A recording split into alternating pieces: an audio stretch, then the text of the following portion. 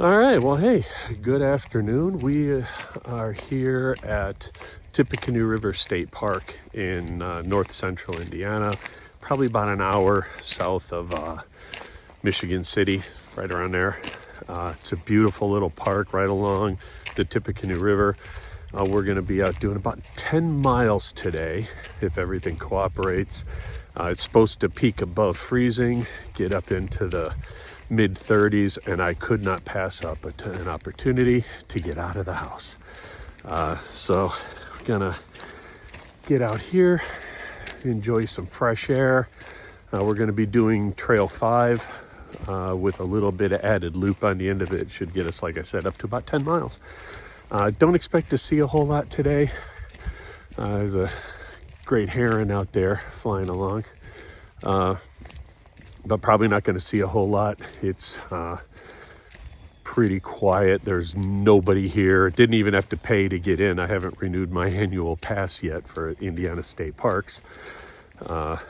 So went to stop at the guard shack to renew, and wasn't even required. They had a little sign saying no entrance fee because there is nobody here.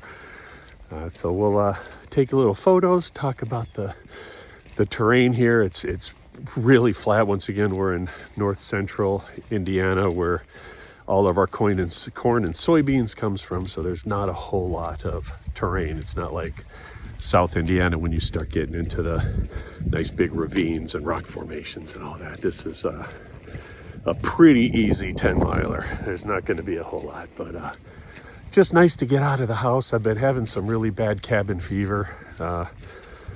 And I'm not going to backpack in the winter. I'm not that dedicated to the sport. Where some people will get out there and set up their tents and their hammocks in a foot of snow. I'm not going to do that. That's my bones don't do that much. But hopefully we'll have a nice, quiet day out here in the woods. And glad to have you with me again. Okay, so we're right about a mile in, getting off a little service road back onto the trail. So I know what everybody's thinking. You're thinking, Steve, how do you stay warm? It's freaking cold out there. Well, I guess you don't. So what I'm wearing today, and none of these are sponsors, it's just stuff that I like. I've got my Columbia boots on, which are a lot heavier and more insulated than my Zero boots, which are my go-to. But they're pretty warm and toasty with my Darn Tough socks. Love those socks. They're a little expensive, but with their warranty, if they get a hole in them, you send them, they send you a new pair. I've got my winter weight hiking slacks on with some thin merino wool long underwear. That might be a mistake. We'll find out as the day goes on. Then on the top, I've got a wicking shirt that from one of my 5Ks, along with a merino wool long sleeve shirt. And then I've got my bearskin hoodie set, which is great. They're not really cheap considering it's just a fleeced hoodie, but man, are they toasty warm. And then I even got the waterproof shell on, mainly to act as a windbreaker, but getting the feeling it might be coming off. Got my neck gaiter and my fleece lined beanie from our friends at the North Country Trail Association. It's one of the little items that I picked up from their merch site. So really it's just keeping moving.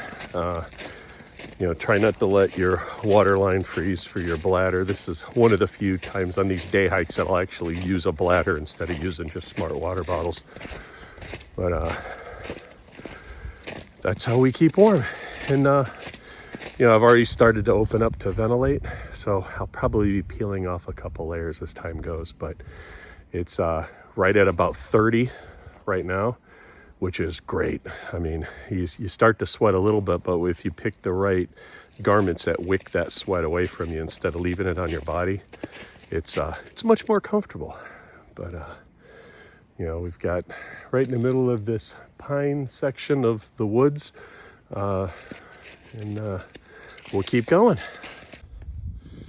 So here's the Tippecanoe River frozen over, which I was was a little surprised. But this is, I've had some luck out here with bass. It's a great river for paddling, nice and slow. Tammy loves to go just tube floating. But you see all the animal tracks down on the ice. But it is frozen. There's a little spot further down. I don't know if you can see it, but it's not frozen. But most of this is all frozen over. One of the nice things about being out here this time of year is you really get to see the animal activity. All these tracks here, you got one other hiker, but you see a lot of rabbit tracks, raccoons, squirrels, but really a lot of coyotes. There are a tremendous amount of coyote tracks out here. So just ran into my first fellow hiker out here getting some fresh air like me. Gonna have to stop and do a little bit of equipment change. I'm starting to sweat. But as I was saying, the animal tracks out here, they're just everywhere. You can see anything that isn't hibernating is looking for food with this cold, snowy weather that we've had lately. But it's really stone silent, with the exception of a couple of airplanes and a woodpecker that's really determined to get something. The loudest thing out here is my size 12 boot clumping through the snow. So it's really quite a few fallen trees too. Last time I was out here wasn't as many fallen trees, but obviously the maintenance crews aren't going to be out here in the middle of January. Yeah, there's the river. There's some spots that aren't frozen over, but quite a bit of it is, and it may have very well been with that sub-freezing front that we had come through last week. That was quite cold. So we are almost 2.5 miles in. It's about a quarter of the way done. It's a beautiful day to be out in the woods.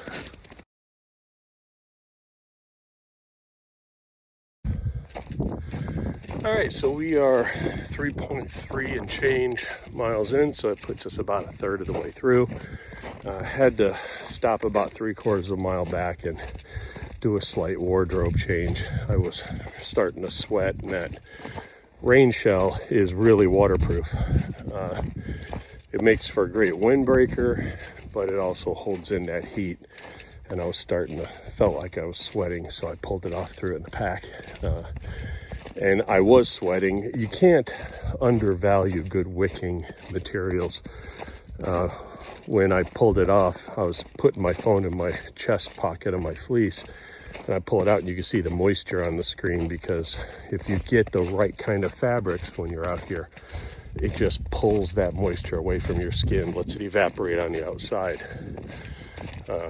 Also had to put the beanie away. That thing is fiercely warm. So broke out the old boonie cap. I know a lot of you viewers probably now recognize me. Get the boonie cap and the beard, where before it's like, hey, who's this guy? So about a third of the way in. A lot of people find a lot of different reasons to hike, and they like being out here. But for some of us, it's the snacks. So third of the way in, gonna have me some granola bar and some snacky snacks. That'll just make me feel all warm and fuzzy inside as I continue to walk through the woods. All right, I am 5 miles in, so halfway done. I am second guessing my leg workout at the gym yesterday. I thought about it. Like, it's Tippecanoe River Park. It's not moraines of the Ice Age Trail in Wisconsin or Red River Gorge, Kentucky. It's central Indiana. Kind of feeling it in the booty. So maybe I should not have done that. But we are halfway there. Interesting little tidbit of nerd trivia. A lot of these parks really get their origins from the 1930s and 1940s, and part of the Civilian Conservation Corps, which was part of Roosevelt's New Deal. There was a a huge number of young men in the United States that weren't working. So the idea is put them to work. So they had all this land here with nothing in it, no infrastructure. So the young man could get a job with the CCC. They'd give them a foot locker with all their gear, a lot like the military. And they'd send them out to these projects. And they could live in tents. They might eventually get some barracks. But they would, they'd build roads. They'd build culverts and drainage. They would build a lot of the little buildings that you see around these state parks and small national parks where, little picnic pavilions and things. A lot of this go all the way back to the 30s and 40s. And then one of the other things that they ended up with is all these trails. And a lot of the trails may have been cut to get materials back here or get logs out. But what we end up with is this wonderful trail system throughout the park system. That we get to enjoy now as hikers, not even realize that a lot of these trails are quickly approaching 100 years old. So just, more useless knowledge out of Steve's head. So now we start circling back and head back to the truck. So see you in a bit. All right, at 7.5 miles, which means 3/4 of the way through today's little 10-mile trek. Still going well. This trail is really flat. Right about mile marker 4, there's one hill, and it's not very bad, but it is a noticeable hill. The rest of it, with the exception of the occasional down tree, is darn near wheelchair accessible. This is a great, easy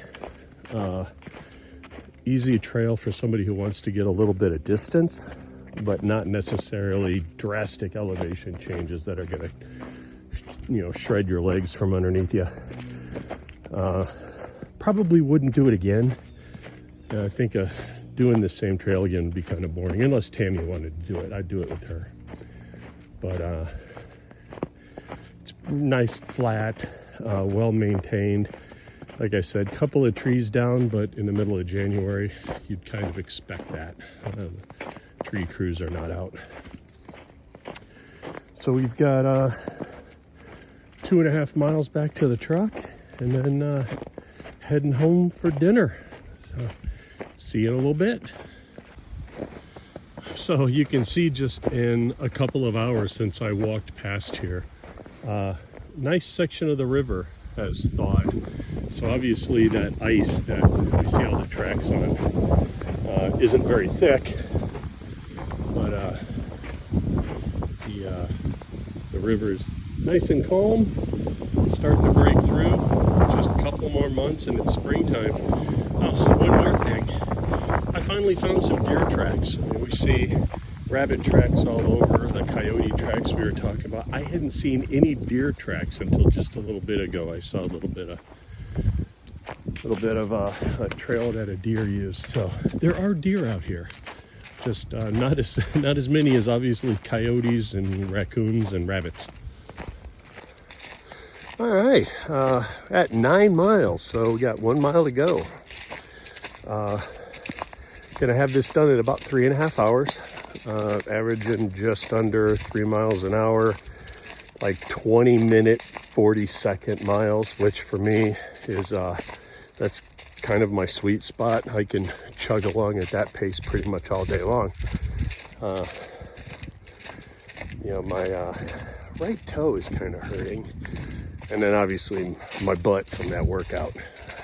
Hindsight, I'm not going to do leg day before a 10-mile hike, but we are on that last straightaway, heading back to the parking lot. Should be there in, like I said, about 20 minutes, and then be on our way home. All right, we're at 9.5 miles onto the gravel road that heads back to the hardball to the truck. So we're gonna take a few seconds. We're going to kind of do a gear review. Didn't sweat too much. I was a little worried about the long johns. Thought maybe they would be a bit much when I got moving. Wasn't bad at all. The bear skin, these things are great. If you can justify the cost, they're or like I got like a Black Friday sale, so I got a pretty good deal on the whole set. It was great. You're definitely going to want to have a pack where you can put the shell if you start the day with the shell, because basically you'll end up, be like hiking in a giant garbage bag. It doesn't breathe at all. I do wish if Bearskin, if you're listening to this, put pit zippers in it, for crying out loud. Let us ventilate that sucker. My REI rain jacket's got these nice little zippers in the armpits, so you can zip those things up and you retain the waterproofness, but lets a little of that sweat vapor out. But other than that, it's been a great hike, great wintertime hike. I don't do this very often. I gotta wait for that perfect temperature where I'm not gonna be walking around with beet red hands, and I do have a bit of a sniffle, but the cold air making your nose run. So we'll get back to the truck, and then we'll wrap things up and get on the road for home. All right, walking back up to the truck here. So that was Tippecanoe River State Park's Trail 4-5 out and back. I am at 10.14 miles, and I'm looking at the front of the truck, so we'll call it 10. Great hike if you're in the area and you want something that's not overly aggressive and rugged, but get a little bit of distance. There's campgrounds here. There's plenty of spots for a picnic. I know Tammy and I, when we come out on these trips, a lot of times we'll like to pack a lunch and have a little picnic. So there's plenty of that. And then there's the river there. So thank you again for joining me. It's always fun to share these little day hikes and trips with everybody. So see you next time on the trail. Bye.